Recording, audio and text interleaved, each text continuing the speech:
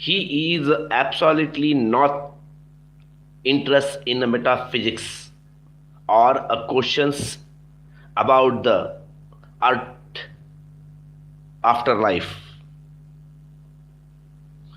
His interest lies in human uh, psychology. His interest is in human suffering and its a cure.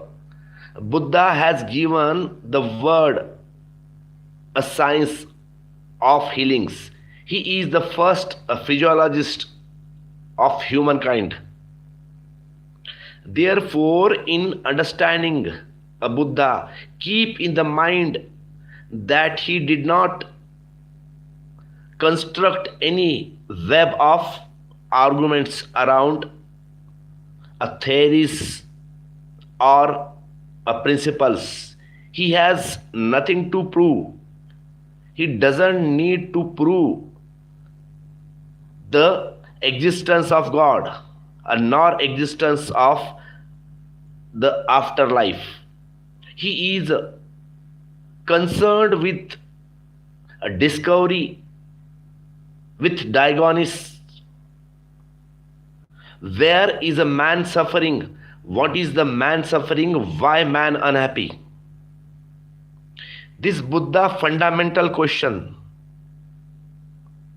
where God exists or not, who create the world or not, whatever the soul survive after death or not, whatever God is formally or with forms, he considered such a matter a pointless, and he called such matter a human cunnings. These are a way to avoid the real questions of life. These are not real questions. Nothing is solved by solving them.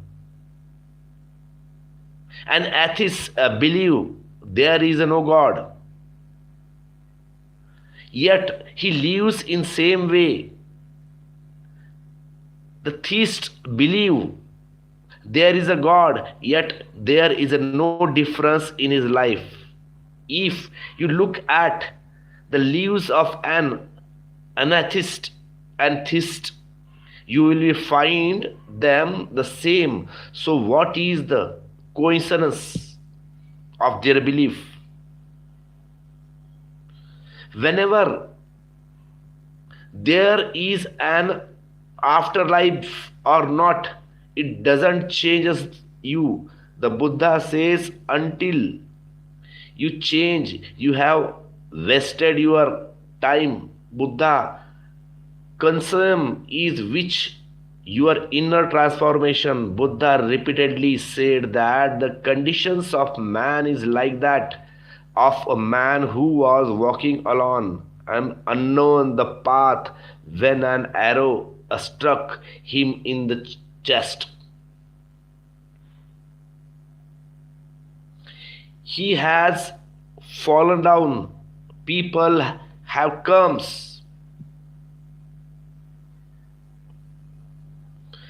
They Buddha said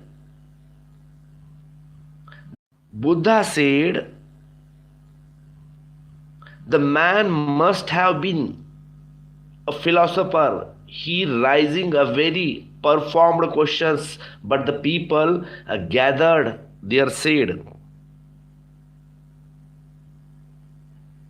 you can ask these questions later. Let us remove the arrow first, otherwise the questioner is close to death. Even if we get the answers, the whom will we give them? And these questions are not of ultimate important right now. Let us pull out the arrow first. The arrow is locked in this chest. It is dangerous. You won't survive for long. A Buddha said man must has been a philosopher. He raising a very profound questions, but the peoples gathered there said, you can ask their questions Let us remove the arrow first, otherwise the question is close to death. Even if we get the answer, to whom will we give them? And these questions are not ultimate important right now. Let us pull out the arrow. The arrow is locked in his chest. It's dangerous. You won't survive for long. Buddha says, I find you in the same conditions and you ask, who created the world? Let us find that our first, then we will meditate. Why was it created? Let's find that our first, then we will change our life, our lives. What is the God reason for creating the world? Why did create this play? Until we find that out, we will not enter the temple. Buddha says the arrow of life is locked in your chest. You are a dying moment by moment. You will drawn at any moment. These questions are all useless right now. Ask only one thing: how can this arrow be removed? Therefore, Buddha teachings may not seem as profound as those of Maharishi Kapils and Maharishi Kanad, Plato, Aristotle, but they are a more realistic, more practical, and what good is profound if it is a false and merely a matter of world. The real question is understanding the reality.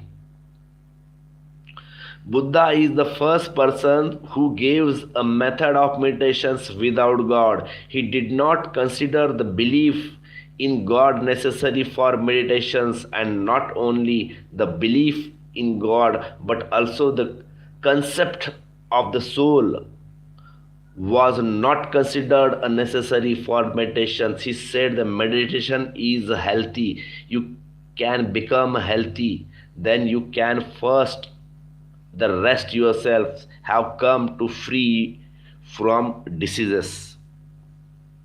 Therefore, you should see the Buddha as a physiotherapist. He is not a religious leader. The great misunderstanding has arisen from the considering him a religious leader. So people count him among other religious leaders. He is not religious leader at all. Can there be any religion without a concept of God? Can there be a religion without the concept of soul? Buddha didn't even talk about the essence of things. He talks about the facts. It's difficult to find the realistic like him, and he grasped the real suffering of humanity and said that this suffering can be resolved. He declared a four noble truth that man is suffering. Four noble of Buddha. The man is suffering. Who would doubt this? Who would oppose it? A man is suffering. There is a cause of man suffering. Buddha speaks exactly like a scientist. There is a cause of suffering, because how can there is a suffering without cause? If there is a pain in foot, there is a must be thrown. If there is a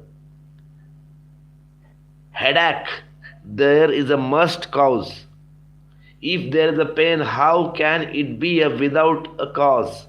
There is a cause of pain.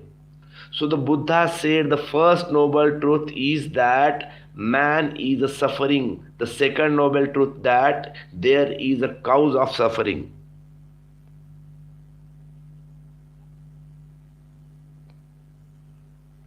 And the third noble truth is cause of suffering can be enlightenment.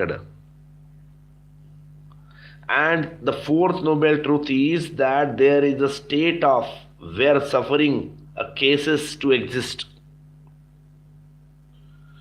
Buddha didn't even say that there would be a bliss, because he said, why talks about the useless things? He only said that there will be a no suffering. How will be understanding a bliss?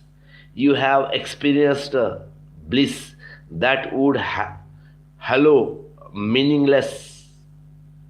Whatever a meaning you put into the will be what you are already know. You will understanding your own pleasure as wills. You might magnify it a little, a million times, but that will be a difficult in quantity, not into qualities. And bliss is a qualitative difference. It is not your pleasure at all. It is neither your suffering nor your pleasure. So Buddha said, how can you talk about? It is not even appropriate to talk about. He only said that the suffering will cause. What you have no, a suffering will not be there. There will be a no illness. What health will be alike? You will experience and know of yourselves, and those who have experienced it have said nothing. It is like the sweetness of beggars and mute person. There are the words of Buddha.